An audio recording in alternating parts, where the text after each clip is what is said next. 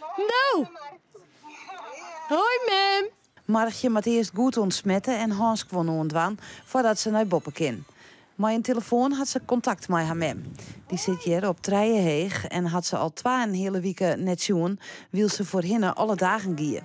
En daarom had deze keer grote impact op haar. Dat is net te omschreeuwen. En als je dan het gezicht van je mem zag, dat blije gezicht.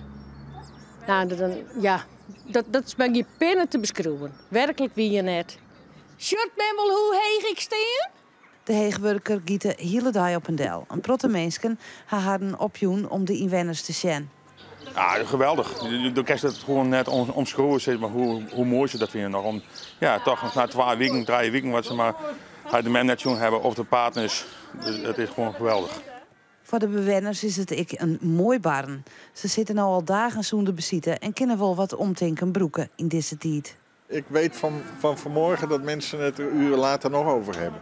En dat ze met een grote glimlach tijdens het eten vertellen hoe mooi het was. En tuurlijk, het is best emotioneel, hè? Want het is een moment en je wil ze eigenlijk aankroepen. En dat lukt niet. Maar dit is beter dan, dit is het mooiste wat we op dit moment kunnen bieden.